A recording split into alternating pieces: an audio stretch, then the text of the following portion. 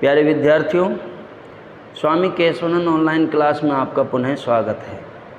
हम अध्ययन कर रहे थे हल संधि का। कौन सी संधि का? हल संधि, जिसमें से हमने 4 संधियां भली भांति पढ़ ली हैं। कौन कौन सी? सचुत्व, षटुत्व, अनुस्वार और अनुनासिक। षटुत्व संधि का सूत्र बता दिया मैंने, इष्टो सचुना सचु। षटुत्व का इष्टो सटुना सटु। अनुस्वार संधि का मो अनुस्वार है, और अनुनासिक का मैंने बताया यरो अनुनासिके अनुनासिको वा। अब मैंने आपको अनुस्वार संधि और अनुनासिक संधि 2 पिछले वीडियो में पढ़ाई थी, तो उसका अध्ययन मैं दोबारा से करा देता हूँ। अनुस्वार संधि कहती है, मो अनुस्वार सूत्र से क्या कहती है कि मैं के बाद यदि व्यंजन आए तो मैं का अनुस्वार हो जाएगा, और यदि मैं के बाद स्वर आए तो मैं का अनुस्वार नहीं होगा। उदाहरण भी आपको पढ़ा दिए थे। बात करें अनुनासिक संधि की, इसकी परिभाषा मैंने बताई थी सूत्र के आधार पर, यरो अनुनासिके अनुनासिको वा। सूत्र कहता है कि यदि किसी, ध्यान देना, यदि प्रथम पद के अंत में किसी भी वर्ग का पहला, दूसरा, तीसरा, चौथा वर्ण हो, लिखवाया था मैंने, बोल के भी लिखवाया था, किसी भी वर्ग का पहला, दूसरा, तीसरा, चौथा वर्ण, तथा दूसरे पद के प्रारंभ में किसी भी वर्ग का 5वां वर्ण हो, तो पूर्व वर्ण अपने ही वर्ग के 5वें वर्ण में बदल जाता है। अनुनासिक संधि और अनुस्वार संधि से मिली जुली संधि आ रही है। कौन सी? नेक्स्ट, पर से वर्ण हल संधि।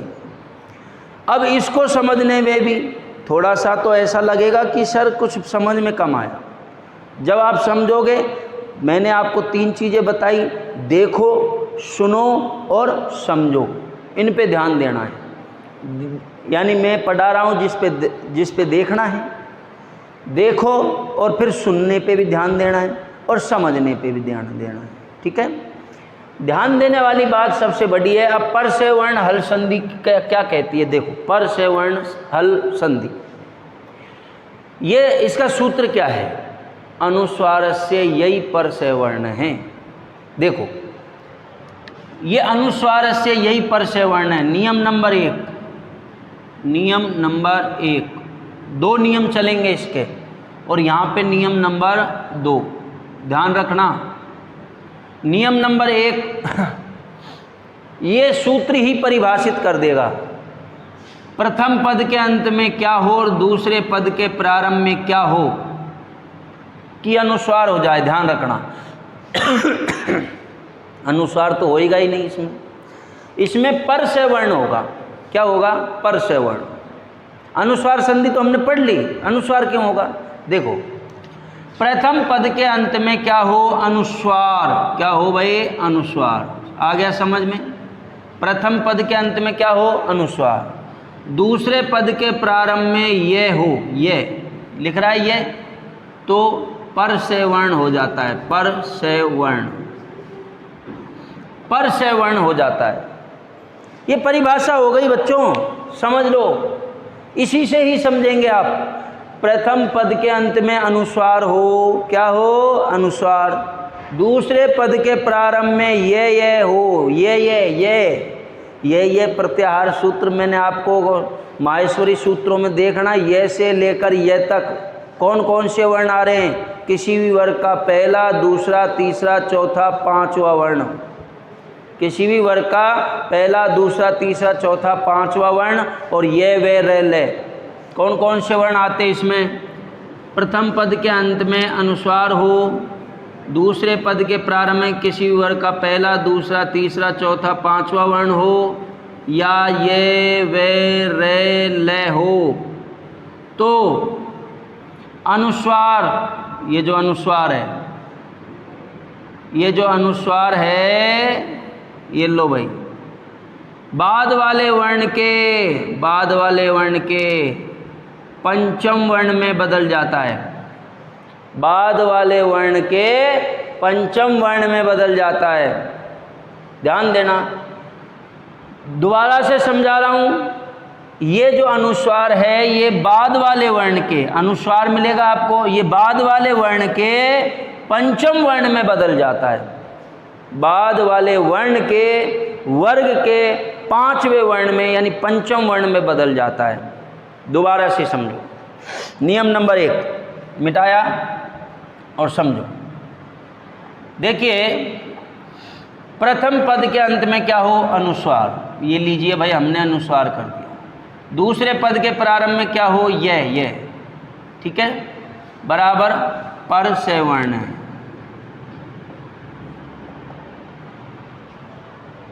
देखो प्रथम पद के अंत में अनुस्वार, दूसरे पद के प्रारंभ, यह प्रत्याहार के अंतर्गत कौन कौन से वर्ण आते हैं, किसी भी वर्ग का पहला, दूसरा, तीसरा, चौथा, पांचवा वर्ण, और ये, वे, रे और ले, ठीक है।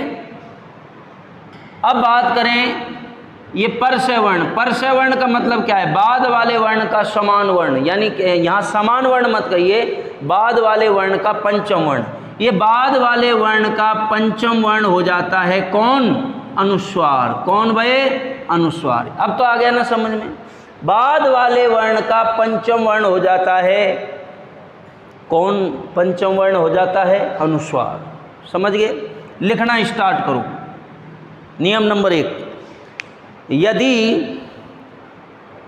प्रथम पद के अंत में अनुस्वार, यदि प्रथम पद के अंत में अनुस्वार तथा दूसरे पद के प्रारंभ में, दूसरे पद के प्रारंभ में, दूसरे पद के प्रारंभ में किसी भी वर्ग का, किसी भी वर्ग का पहला, दूसरा, तीसरा, चौथा, पहला, दूसरा, तीसरा, चौथा, ये पांचवा वर्ण नहीं देगा भाई, ध्यान रखना, पहला, दूसरा, तीसरा, चौथा वर्ण पांचवा नहीं देगा, ठीक है। पहला, दूसरा, तीसरा, चौथा, कौमा,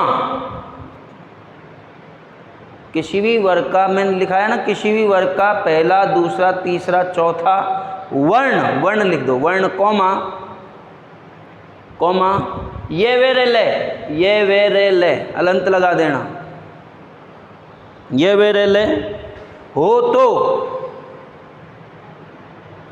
हो तो, हो तो अनुस्वार, अनुस्वार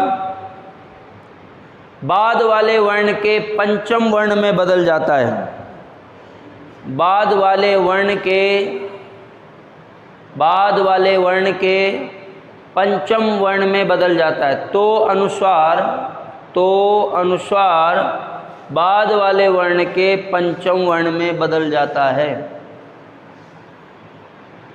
देखो अब समझो, एक नियम हो गया। अब बात करते हैं नियम नंबर 2 की बात करते हैं। देखो भाई, देखो प्रथम पद के अंत में क्या हो और दूसरे पद के प्रारंभ में क्या हो, ठीक है, कि सवर्ण पर सवर्ण हो जाए। नियम नंबर 2 चलेगा। अब यहाँ पे समझो, प्रथम पद के अंत में तय वर्ग हो, तय वर्ग, कौन सा वर्ग, तय वर्ग, ठीक है, तय वर्ग हो, और दूसरे पद के प्रारंभ में यदि लय हो, क्या हो, लय, तो ये ध्यान देना, तय जो है ये लय में बदल जाएगा। किस में बदल जाएगा, तय वर्ग जो है वो लय में बदल जाएगा। अब तय वर्ग में कौन कौन से वर्ण आते हैं, तय, थे, दे, धे, ने, तो तय भी बदलेगा लय में, दे भी बदलेगा, तय, थे भी बदलेगा, दे भी बदलेगा, धे भी बदलेगा, ने भी बदलेगा। ये सारे के सारे लय में बदल जाते हैं। किस में बदल जाते हैं, लय में। लेकिन यदि ने आ जाए, ये वाला ने, भाई तय वर्ग का ही तो है ये, तय के ने के बाद यदि लय आ जाए तो ये ने जो है वो ने लय में तो बदल जाएगा, लेकिन इस लय के ऊपर चंद्र बिंदु लग जाएगा। इस लय के ऊपर क्या लग जाएगा, चंद्र बिंदु। समझ गए, थोड़ा सा अंतर है।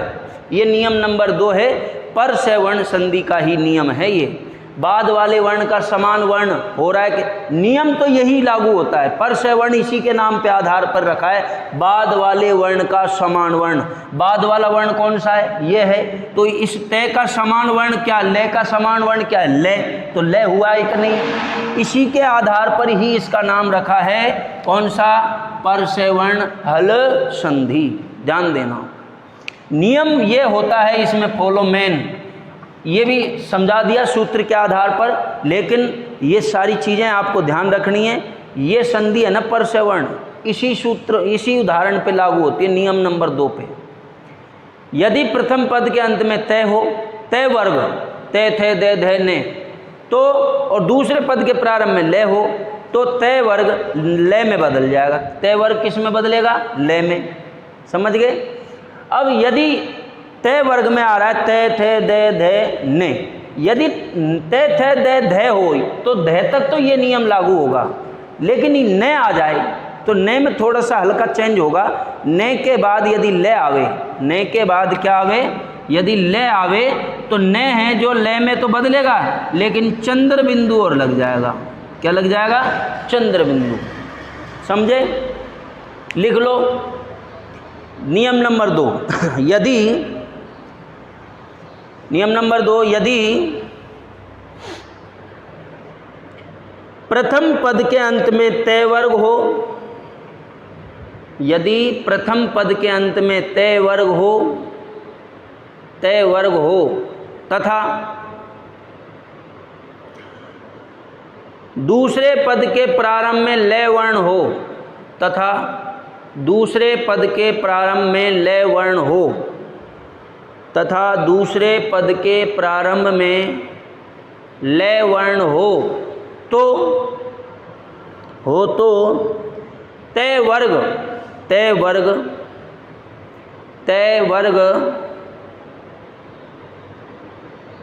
वर्ग लय वर्ण में बदल जाता है। लय वर्ण में तय वर्ग लय वर्ण में बदल जाता है। लय वर्ण में बदल जाता है। लिख लिया? इसको भी लिख लीजिए, ये इस तरह से लिख लीजिए, ने प्लस ले आए, ने प्लस ले आए तो ने ले में बदलेगा, लेकिन ले के ऊपर क्या लग जाएगा? चंद्र बिंदु। लिख लीजिए इसको।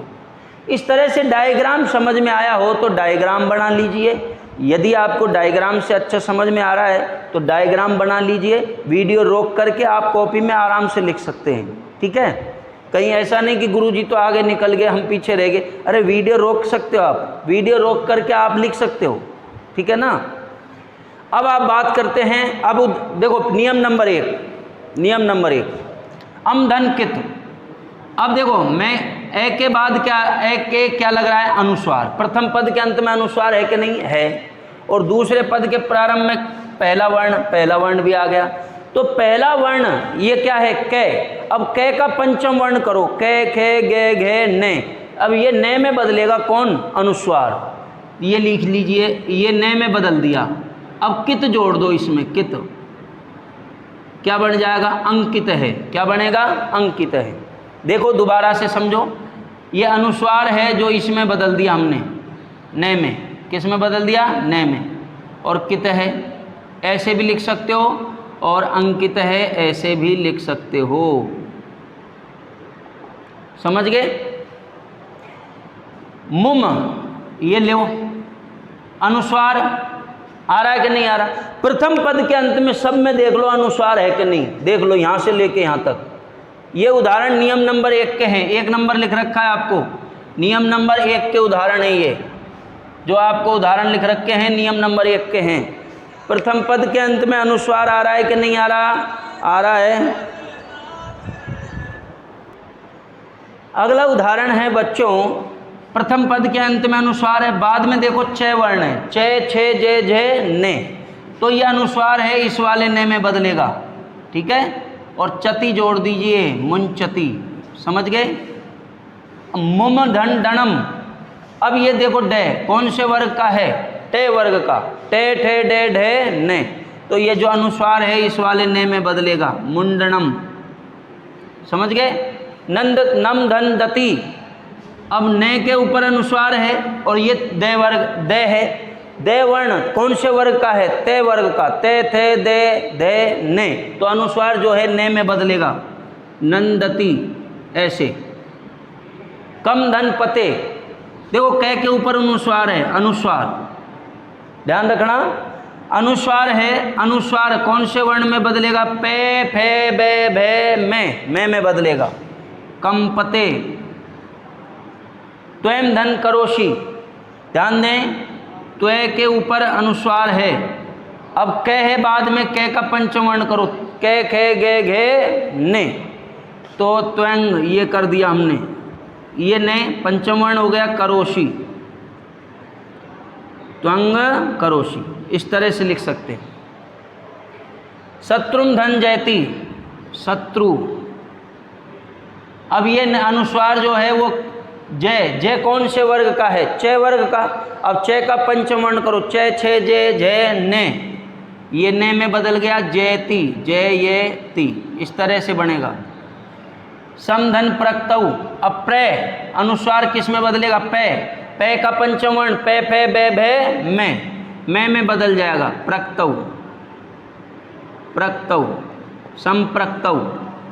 सामधन तय, क्या बनेगा? मैं का, ये अनुस्वार है, ये तय का कौन सा वर्ण हो जाएगा? तय पे, तय थे दे धे ने, तो ने में बदलेगा, क्या हो जाएगा? शांत है।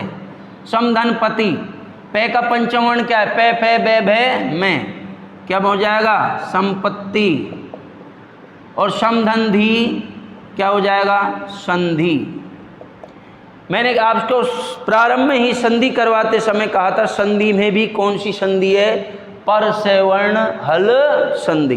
टॉपिक जैसे ही मैंने स्टार्ट किया था, संधि में कैसे हुई। अब अनुस्वार है ये कौन से वर्ग है? चौथा वर्ग है, चौथा वर्ण, सॉरी वर्ग नहीं वर्ण। अब को चौथा वर्ण है कौन से वर्ग का? तय वर्ग का। तय थे दे धे चौथा है, तो तय वर्ग का पंचम वर्ण कर दो, तय थे दे धे ने, तो ये जो अनुस्वार है जो ने में बदल जाएगा, किस में बदल जाएगा? ने में, तो क्या बन जाएगा? संधि। अब समझने वाली बात यह है बच्चों, ये अनुस्वार संधि ही है, ध्यान रखना, ये अनुस्वार संधि है, गलत है नहीं। तुम समझ रहे हो कि भाई अनुस्वार संधि नहीं है, अनुस्वार संधि को ही बढ़ाया चढ़ाया है यहाँ पे। यदि मैं इसको लिख दूं ऐसे, देखो ध्यान दो, अम धन कित, अम धन कित है। अब मैं का क्या हो जाएगा बताओ आप? मैं के बाद यदि व्यंजन आए, मैं के बाद क्या आवे? व्यंजन, तो अनुस्वार हो जाता है कि नहीं होता? होता है। तो क्या हो जाएगा? अंकित है, क्या हो जाएगा? अंकित है, ऐसे होगा। अब इसका ही खंडन कर दिया उसने, अम को अलग ले लिया, कितः को अलग ले लिया, उसको ही बढ़ाया है। यदि अम धन कितः आवे तो अनुस्वार संधि है, ध्यान रखना, और ए के ऊपर बिंदी आवे, अनुस्वार आवे, तो कौन सी संधि हो जाएगी? पर से वर्ण हल संधि। समझ गए ना? तो ये अनुस्वार संधि को ही बढ़ाकर कौन सी संधि बनाई है? पर से वर्ण हल संधि। इसमें पर से वर्ण हल संधि में बाद वाले वर्ण का जो अनुस्वार है, बाद वाले वर्ण का पंचम वर्ण हो जाता है। अनुस्वार जो है किस में बदलता है? बाद वाले वर्ण के पंचम वर्ण में। नियम नंबर 2 को समझो। तय वर्ग हो और उसके बाद यदि ले आए तो किस तय वर्ग भी किस में बदल जाएगा? ले में। जैसे देखो ये तय वर्ग है कि नहीं? तय थे दे धे है ना तीसरा वर्ण, तो इसको ले में बदल दो, लेख है, क्या बन जाएगा? उल्लेख है। समझ गए ना? तत् धन लीन है, ये तय है, तय को ले में बदल दो, तल्लीन है, बाद में भी ले है और पहले तय वर्ग है। तय वर्ग है कि नहीं? है, बाद में ले है कि नहीं? है, तो तय वर्ग भी किस में बदलेगा? ले में। इसको समझो जगत धन ले, ये ले जगल ले हो जाएगा, होएगा कि नहीं होगा? क्यों नहीं होएगा? क्योंकि तय के बाद ले आया तो तय किस में बदलेगा? ले में। ऐसे ही विलसत धन लंका, विलसत धन लंका, तो विलसत तय आ रहा है, तय का क्या होएगा? ले, फिर लंका, ऐसे बन जाएगा। ठीक है। जहत धन लक्षणा, ये तय के बाद ले आया है, यहाँ भी तय के बाद ले आया है, तो तय का ले कर दीजिए, जहल लक्षणा, जहल लक्षणा। ठीक है। अब न की बात की थी मैंने, ये रहा न के बाद ले आवे, देख लो ये नियम लागू होगा। न के बाद क्या आवे? ले। तो मैंने आपसे कहा था विद्वान धन लिखती, ये न जो है ये ले में बदलेगा। अब इसमें लिखती, ये ली। अब ये जो आधा ले है इसके ऊपर चंद्र बिंदु लगाओ, लगा दिया, लिखती, ऐसे बनेगा, ये ध्यान रखना। विद्वा लिख लिया, न का क्या बनाया हमने? ले। फिर लिखती, लिखती भी लिख लिया। अब ले के ऊपर, आधे ले के ऊपर क्या लगा देंगे? चंद्र बिंदु। समझ गए ना? इस तरह से बनेगा। ये उदाहरण होगी। अब आपकी संधि कंप्लीट हो गए। कौन सी संधि कंप्लीट हो गई? पर सेवर्ण हल संधि। अब बात करते हैं तुकागम या चतुर्व हल संधि। दोनों को एक साथ में पढ़ रहे हैं। दोनों के अलग अलग नियम है, 2 नियम है इसमें भी। कितने नियम है? 2। यहाँ पे हम नियम नंबर 1 पढ़ेंगे और यहाँ पे नियम नंबर 2 पढ़ेंगे। नियम नंबर 2 समझो। नियम नंबर 1 के उदाहरण ये रहे और नियम नंबर 2 के उदाहरण ये रहे। समझो कैसे। नियम नंबर 1, तुकागम हल संधि क्या कहती है? स्वरस्य अनंतरम छकार है। स्वरस्य अनंतरम छकार है। स्वरस्य अनंतरम छकार है, इसका मतलब है स्वर के बाद, स्वर के बाद छकार मिलेगा आपको।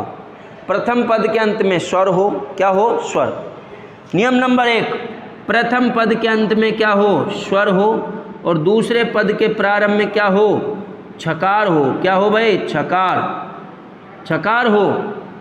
तो हम देखो यहाँ पे स्वर और यहाँ पे छकार बोले तो 6। दोनों पदों के बीच में तुक का आगम होता है। किसका आगम होता है? तुक। और तुक बोले तो तय, तय, तुक बोले तो तय। लेकिन किंतु परंतु बाद में छकार होने के कारण ये तय जो है वो चय में बदल जाता है। तय किस में बदल जाता है? चय में। ध्यान देना। अब तय चय में बदल रहा है, इसलिए इसको कह देते हैं हम चतुर्व हल संधि। कौन सी संधि? चतुर्व। चय होना, ध्यान दो। चतुर्वी भी कह देते हैं इसको। समझ गए ना? देखो अब समझो। नियम नंबर 1 क्या कह रहा है? स्वरस्य अनंतरम छकार है। स्वर के बाद छकार। देखो मैंने लिख दिया प्रथम पद के अंत में क्या है? स्वर। ये सूत्र नहीं है, ये मैंने मेरे मन से बनाया समझाने के लिए। सूत्र नहीं है इसका। चतुर्व संधि का सूत्र है खरीच है, वो करवाऊंगा मैं बाद में, लेकिन ये सूत्र नहीं है, ये मैंने आपको समझाने के लिए लिखा है। स्वरस्य अनंतरम छकार है। स्वर के बाद क्या आएगा? छकार। प्रथम पद के अंत में क्या? स्वर। स्वर, स्वर के बाद क्या होगा? छकार। अब छकार से मतलब क्या? 6। अब स्वर के बाद यदि 6 आए तो दोनों के बीच में, दोनों वर्णों के बीच में तुक का आगम होता है। किसका आगम? तुक का आगम होना ही कौन सी संधि है? तुकागम। कौन सी है? तुकागम। तुक का आगम होना ही कौन सी संधि है? तुकागम। तुक बोले तो तय, तय वर्ण। तुक बोले तो तय वर्ण, लेकिन बाद में तय के बाद में छकार होने के कारण, छकार होने के कारण ये जो तय वर्ण है वो चय में बदल जाता है। तय किस में बदल जाता है? चय में। देखो एक उदाहरण समझा रहा हूँ। वी धन छेद है, वी धन छेद है, आपको लिख रहा है। अब देखो ये स्वर है कि नहीं? इसमें स्वर है कि नहीं? वी में, वी में कौन सा स्वर है? ई। और यहाँ क्या है? छकार। दोनों के बीच में किसका आगम करो? तुक का आगम। तुक बोले तो तय, और तय बाद में छकार होने के कारण किस में बदल जाता है? चय में। तो अंतिम स्टेज क्या हुई आपकी? चय। तो यहाँ पे बीच में क्या आ जाएगा? चय। क्या आ जाएगा? चय। तो क्या बन जाएगा? विधन छेद है, क्या बन जाएगा बताओ? विच्छेद है। परिधन छेद है, क्या बन जाएगा बताइए? परिच्छेद है। अनुधन छेद है, बताइए क्या बनेगा? अनुच्छेद है। क्या स्वर के बाद छकार आ रहा है कि नहीं आ रहा? देख लो, स्वर के बाद क्या आ रहा है? छकार। बद्री धन छाया, बद्री धन छाया, बद्री छाया। और वृक्ष धन छाया, वृक्ष छाया। वृक्ष धन छाया, वृक्ष छाया। अब समझो, देखो ये स्वर चाहे छोटा हो चाहे बड़ा, स्वर चाहे लघु हो चाहे दीर्घ, कोई फर्क नहीं पड़ेगा कैसा ही स्वर हो, देखो ये कह रहा है प्रथम पद के अंत में स्वर हो, चाहे वो लघु हो चाहे दीर्घ, इससे कोई फर्क पड़ने वाला नहीं है। लेकिन बाद में क्या हो, छकार, तो दोनों के बीच में तुक का आगम होता है। तुक का आगम होना ही तुकागम संधि। तुक बोले तो तय, और अंत में छकार होने के कारण तय चय में बदल जाता है। तय किस में बदल जाता है, चय में। ये मैंने आपको लिख रखा है, लिख लोगे आराम से, वीडियो रोक के आराम से आप लिख सकते हो कॉपी में, ठीक है। दूसरी बात नियम नंबर 2 क्या कहता है, देखो झल, ये झल है, झल के बाद खर आवे।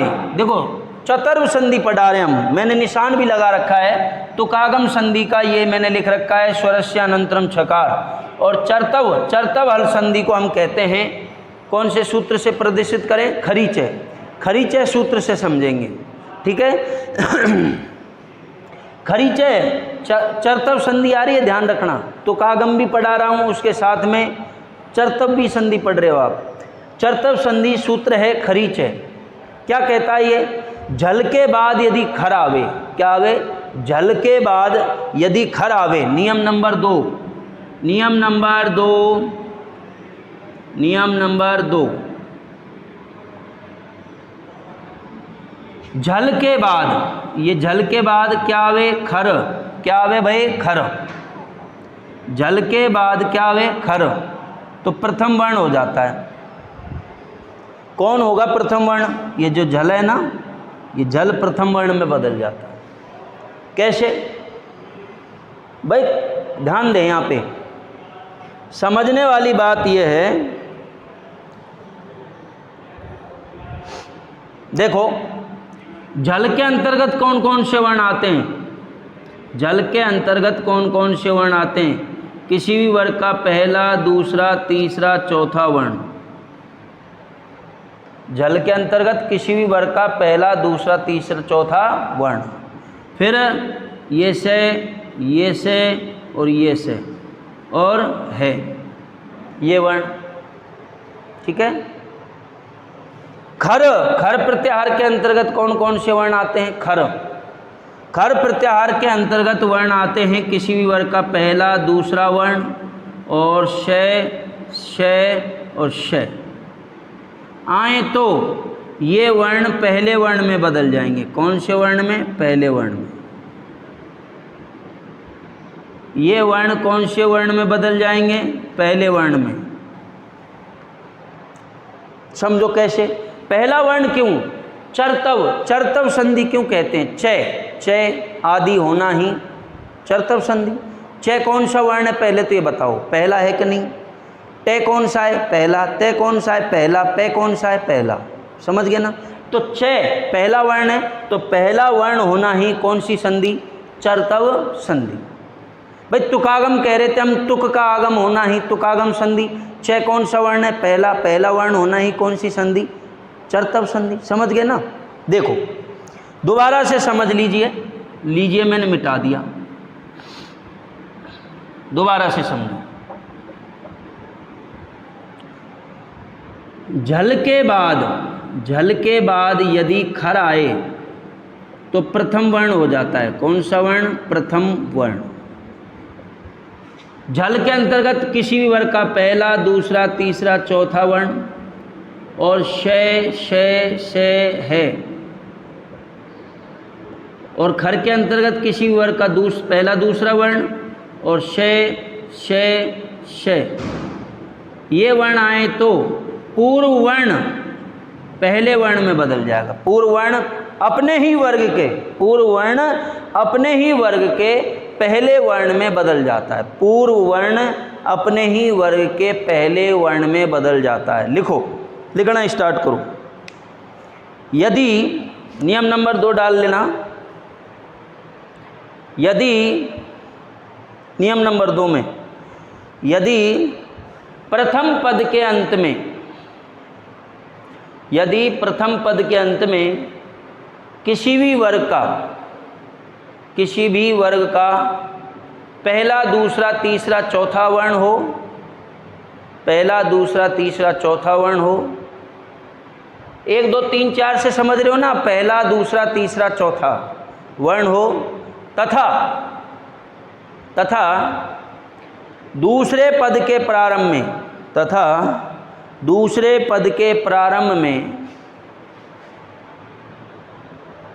दूसरे पद के प्रारंभ में किसी भी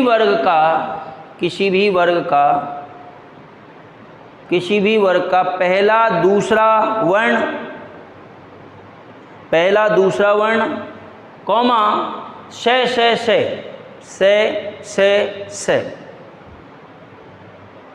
पहला दूसरा वर्ण कॉमा से तीनों से लिख लेना।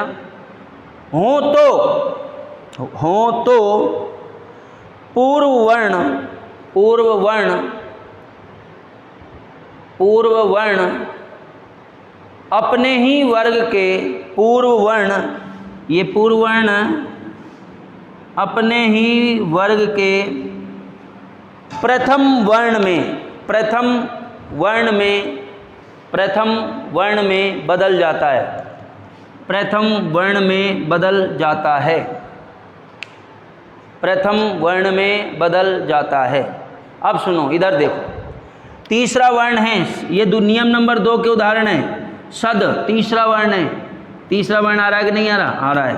ये कौन सा है? पहला। ये पहला वर्ण आ रहा है कि नहीं आ रहा? आ रहा।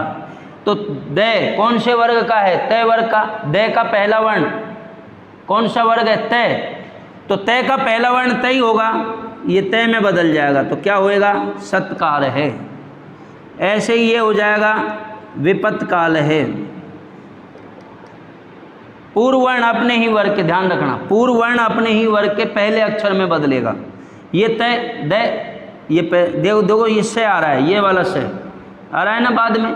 ये तीसरा वर्ण और ये से, ये तीसरा वर्ण और ये से, तो ये दै जो है वो प्रथम वर्ण में बदल जाएगा। संपत समय, ऐसे हो जाएगा। ये कौन सा वर्ण है? चौथा। पै फै बै भै, चौथा वर्ण है। ये लो चौथा। फिर क्या है? प्र, पहला वर्ण ये रहा। तो ये इसका पहला वर्ण करो भै का, पै हो जाएगा। कै कु पै, प्रांत है। भै किस में बदलेगा? पै में। ठीक है।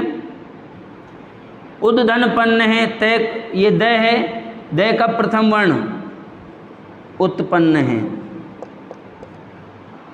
समझ लो, हमने तुकागम संधि भी पढ़ी, चर्तव हल संधि भी पढ़ी, और हमने पढ़ी पर सेवर्ण हल संधि।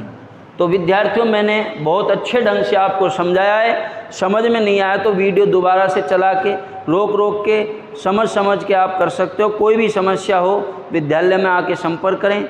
ठीक है, आज के लिए इतना ही। Thank you, bye.